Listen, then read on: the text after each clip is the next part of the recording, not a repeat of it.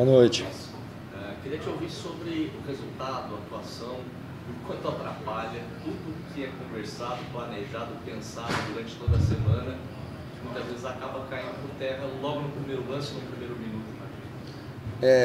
Bom, boa noite. É difícil, né? É duro, mas não é a hora de crucificar ninguém, né? A nossa campanha ela já vem bem abaixo, né? Desde antes de eu chegar. Nos 10 jogos antes de eu chegar tinha uma vitória, 9 nenhuma vitória.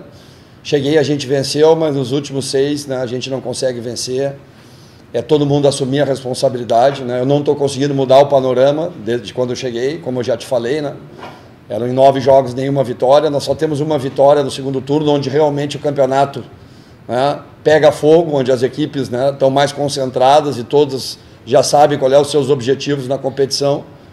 E nós não estamos conseguindo, né, fazer o nosso objetivo, que é a permanência na Série A. Mas é difícil, né? Você planeja um jogo mais estruturado defensivamente, mais em transição, aí você toma um gol cedo, depois perde o Potker também com 15, né? Que era o cara para ser o cara que atacava os espaços, o cara de velocidade, estava fazendo um bom jogo também. Mas não é a hora de fazer uma avaliação externa, crucificar ninguém, né? Nós temos que ter muita calma agora, tem muitos jogadores jovens, né? O Avaí tem algumas limitações também de investimento financeiro. É um ano muito duro para o Avaí, né? Desde o início, desde a Copa Santa Catarina, depois estadual, né? Depois Copa do Brasil e a Série A, né? Também, né? Um ano de reestruturação do clube, o presidente Júlio, né? Buscando a idoneidade do clube, ser correto. Isso realmente eu sou prova que realmente o clube está bem diferente, né, dos outros anos, mas não conseguiu ainda o resultado esportivo, né? Que é muito importante também. Então é hora de ter calma, todo mundo, né, de cabeça quente e não expor ninguém, não expor os jogadores também, né, assumir a minha responsabilidade de não mudar esse cenário e se preparar para o próximo jogo, que agora sim essa derrota até ela não foge do contexto do campeonato, mas a maneira que ela aconteceu, né, com 2 erros, né, o primeiro com 2 minutos, o segundo quando a bola também estava no nosso pé, né, e o terceiro também, mano, a gente foi cutucar a bola, ela sobrou, mas não vamos reclamar muito que o Palmeiras teve mais chances, né? Foi superior, mostrou mais qualidade. Então, eu acho que fica isso para o jogo e fazer as avaliações mais internas, né? Antes de projetar o futuro, a próxima rodada, eu queria te ouvir ainda sobre o jogo de hoje, sobre as trocas que você fez, o que é que você tentou, sobretudo aquelas que você fez no intervalo. A gente até comentou na transmissão, o Renato já jogou ali como um lateral, e foi em cima dele aquele lance do Dudu. Queria te ouvir um pouco sobre essa tentativa. No segundo tempo a gente tentou adiantar mais o time, né? No primeiro o Pablo estava fazendo uma dobra aqui com o Thales, né? O Jean-Pierre e o Potker mais à frente, 2 linhas de 4, né? Mas a gente adiantou o nosso extremo, o Pablo, botamos o Vitinho para ter um pouquinho mais de movimentação, mais força, o Renato para vir na lateral, que é a posição de origem dele, botar o Rômulo, que é um jogador mais incisivo, mas a gente se expôs, né? Tentou adiantar e aí ficou melhor ainda o jogo para o Palmeiras, né? Principalmente nas transições. Eu vi que no segundo tempo a gente teve mais posse, mas uma posse improdutiva, que a gente praticamente não criou. E o jogo ficou mais afeição ainda para o Palmeiras, a gente se expondo, né, e a gente tentando ser um pouquinho mais agressivo. Então a ideia era ser mais agressivo, mas na verdade, na prática, ela não funcionou, porque a gente não teve contundência ofensiva e ficamos mais frágeis defensivamente. Só para fechar, você já tem, pode ser cedo, mas você já tem um panorama dos jogadores que saíram lesionados, Potker, o próprio Pablo também sentiu incômodo, o Bissoli gerou um susto ali na hora e acabou voltando, você tem um panorama? Sim, acho que o mais preocupante é o Potker, que é uma lesão muscular de adutor, né? Ele esticou a perna, né? E aqui ainda os jogadores não estão adaptados, ele deu uma escorregada e abriu demais o adutor, né? Tem que ser reavaliado, mas os outros não tiveram problemas maiores não, né? O Bissoli torceu 2 vezes, o pé mais segurou, vi ali no vestiário que ele estava tranquilo, claro, com um pouco de dor, mas o problema maior é o Potker.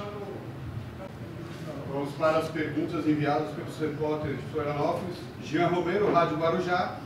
Por que o Avaí perdeu o 6º jogo seguido em 7 partidas sob seu comando? E qual a explicação de colocar o artilheiro da equipe no banco de reservas? Bom, Jean, boa noite, prazer falar contigo. Na verdade, antes de eu chegar nos últimos 10, o Avaí tinha ganhado 1 e nos últimos 9 não tinha ganhado nenhum, né? E no segundo turno nós ganhamos só 1 do Atlético Mineiro, então já cheguei numa situação bem complicada. A gente não está conseguindo ganhar jogos, que é importante. O porquê vai ficar internamente, né? Já não é o momento de crucificar ninguém, não é o momento de expor ninguém. todo mundo assumir essa responsabilidade. Eu assumo a minha responsabilidade de não mudar esse contexto que eu encontrei já na minha chegada. Né? Já na minha chegada o clube não vinha ganhando jogos. A gente até ganhou um, né, na minha estreia, mas depois a gente voltou ao padrão, né, de não conseguir as partidas e erramos demais também, né, mas é o momento de ter calma, de fazer avaliação interna e depois passar para vocês. A questão do Bissoli era uma questão tática, o planejamento era para ele entrar na segunda parte, quando a gente adiantaria o time, mas ele entrou já com 12, 13 minutos, então ele praticamente jogou o jogo inteiro. Matheus Boaventura, CBN Floripa. A falha no lance que originou o pênalti do Palmeiras pesou para retirar o Kevin para o segundo tempo? Não. Né? Claro que foi uma falha, mas são falhas que acontecem, né? A gente não vai crucificar ninguém. Nós tínhamos ainda mais 88 minutos para jogar, né? E não tivemos a competência também para fazer o gol.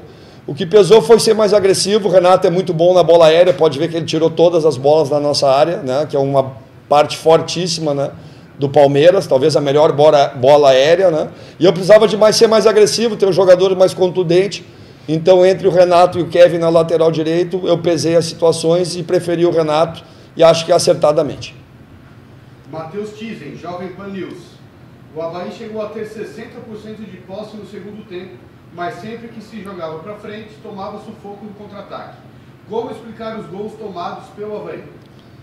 Acho que todo mundo viu, né? Como eu falei anteriormente, eu não vou ficar crucificando o jogador publicamente, basta as pessoas verem o jogo, verem como que os gols saíram, né? E a ideia do time um pouco mais retraído no primeiro tempo era exatamente para isso, né? A gente não sofrer nas transições, que é muito forte no Palmeiras, e a gente teve mais posse, mas uma posse que não foi produtiva, e nos expusemos, né? E aí o Palmeiras, com a qualidade que tem, né?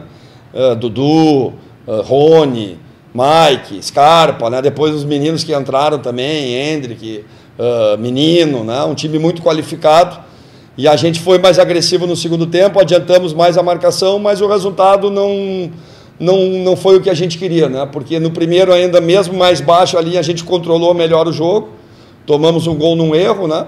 Mas quando nos expusemos mais e tentamos ser mais agressivos, aí o jogo ficou muito mais afeição para o Palmeiras. Então acho que esse é o retrato da partida.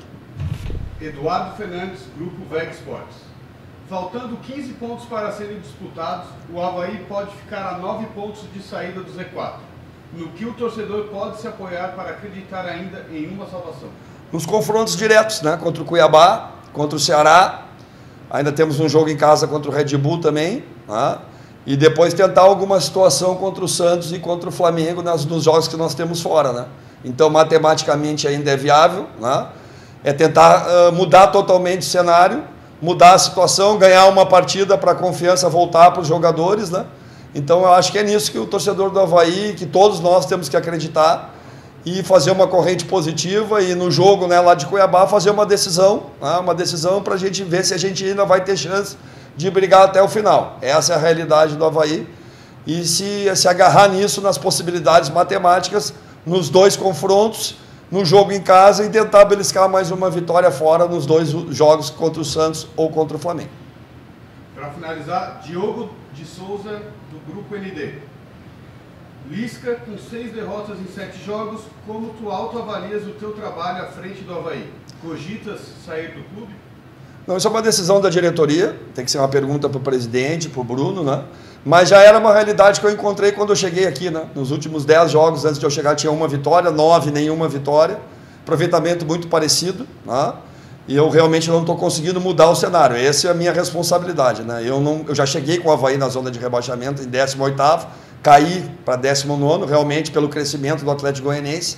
Aquele jogo lá na ressacada foi decisivo contra o Goianiense, onde nós cometemos 2 erros bem grassos também na partida, né?